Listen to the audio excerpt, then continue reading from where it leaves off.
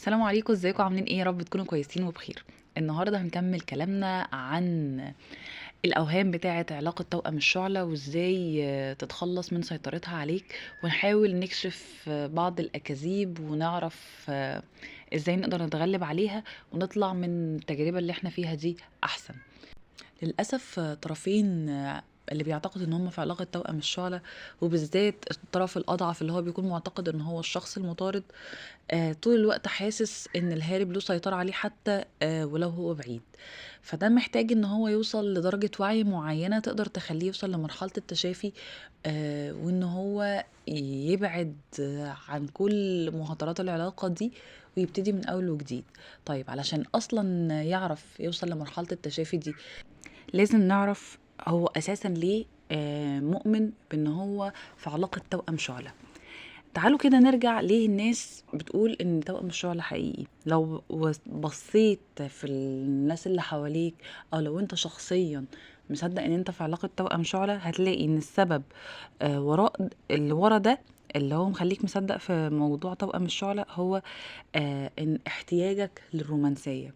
هتلاقي ان دايما اطراف علاقة توأم الشعلة فيهم حد قوي مسيطر، هو اللي بيوجه العلاقة، اللي هو شايف اللي احنا بنصنفه ان هو الهارب. وحد تاني طول الوقت بيحاول يبذل اقصى ما عنده، بيحاول ينول طرف رضا الطرف التاني. طب ليه؟ علشان هو مفتقد للحنان، فمعتقد ان هو طول ما هو بيدي وطول ما هو بيساعد وطول ما هو بيتفانى في ارضاء الطرف التاني، ان هو كده هيحصل منه على اسمى معاني الحب، هيحصل منه على كل المشاعر اللي هو محتاجها، هيوفي عنده النقص اللي هو حاسس بيه. يعني هيديله الحنان اللي محتاجه، هيديله شعور بالكمال. لان احيانا المطارد، او مش احيانا، لا، هو في الغالب ده اللي بيحصل، ان هو بيكون عنده شعور بالنقص، اللي هو شايف نفسه انا مش كامل. هو انا استاهل الحب اللي انا بحلم بيه؟ طب هو انا الشخص اللي معايا ده فعلا انا جدير بيه؟ آه، فطول الوقت بيحاول، حاسس ان هو ما يستاهلش ده، هو في مكان احسن من اللي هو يستحقها. فبيحاول يبذل كل ما عنده علشان يأكد لنفسه لا، ده انا جدير بحب البني ادم ده، لا انا جدير بالمكانة دي، لا انا استاهل الحب بجد. في المقابل الشخص التاني طول ما هو بياخد ما بيفكرش يدي، او بيعتبره ان هو حق مكتسب خلاص، فما بيبذلش جهد علشان ي- جهد مقابل الجهد اللي بيبذله المطارد.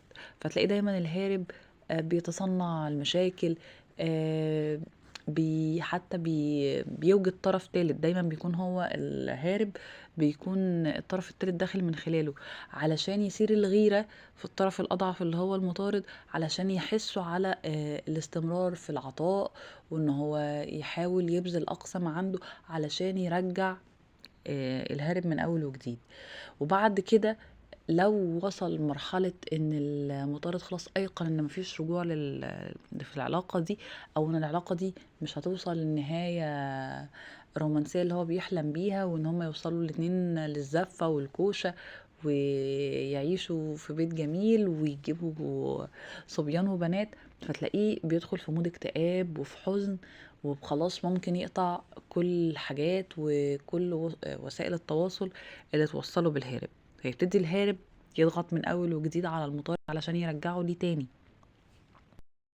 في الوقت ده المطارد بيحب يعيش ان هو ضحية، اللي هو انا كنت في علاقة قدمت فيها اقصى ما عندي، وعملت فيها اللي ما يتعملش واللي ما حدش عمله قبلي، ورغم كده اتسبت، رغم كده ما عشتش قصة الحب اللي بحلم بيها.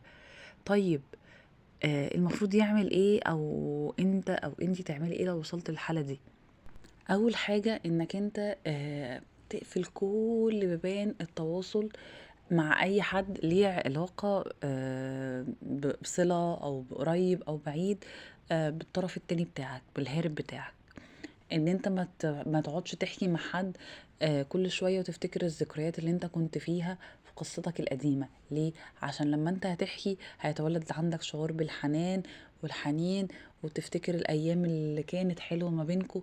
وحتى لو هو كان بيهينك وبيزعلك وبيحصل ما بينكو حاجات كتير، فاكيد بعد فترة او بعد وقت تاني كان بيحصل ما بينكم ان هو بيصالحك، ان كان في لحظات رومانسية حلوة انت مفتقدها دلوقتي.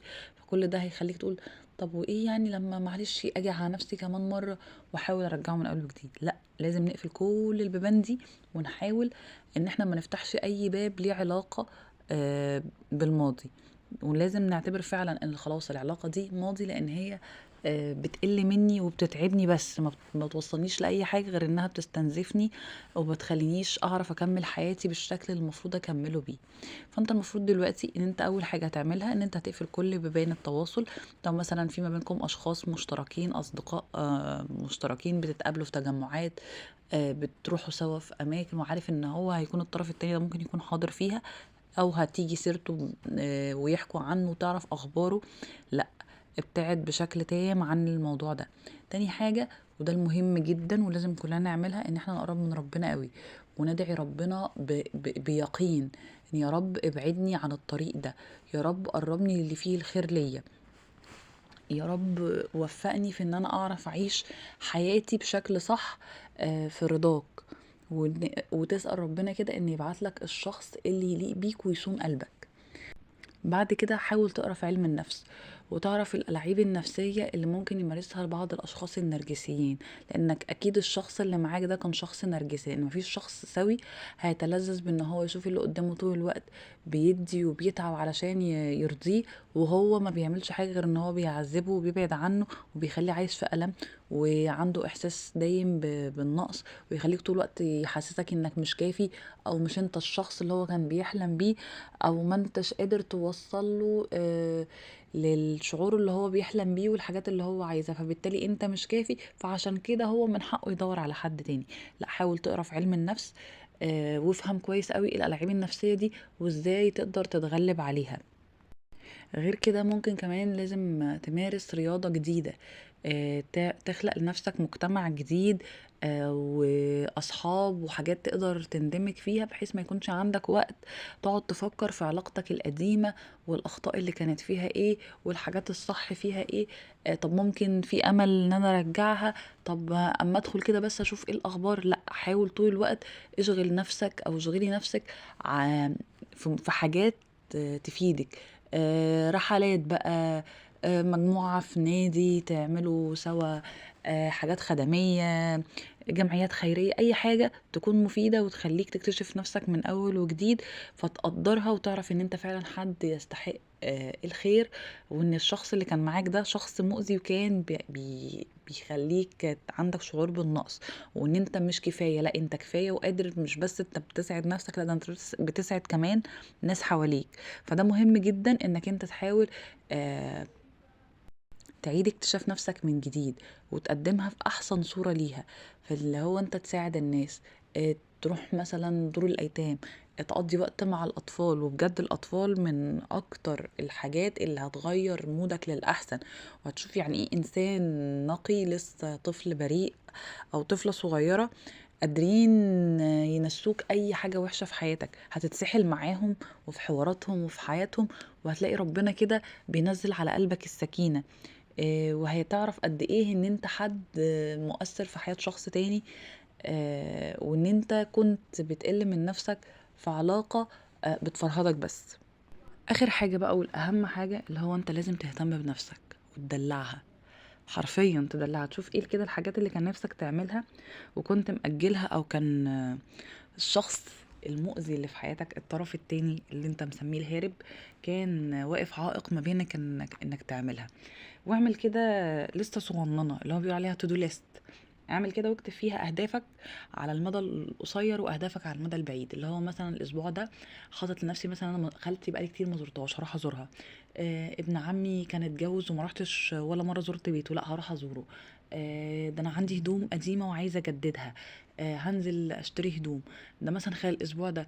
اهدافك على مدى الشهر، اهدافك على مدى السنه، وكل ما تحقق منهم حاجه شخبط عليها او اعمل جنبها علامه صح، اللي هو انا عملت ده وعملت ده. هتيجي بعد الفتره ما تعدي اللي انت حاططها خلال الاسبوع او خلال الشهر، هتبص في قائمة الحاجات اللي انت عملتها، هتحس ان انت حققت انجاز، وده هيخلي عندك كده شعور حلو قوي بالفرح وان انت عملت حاجة حلوة.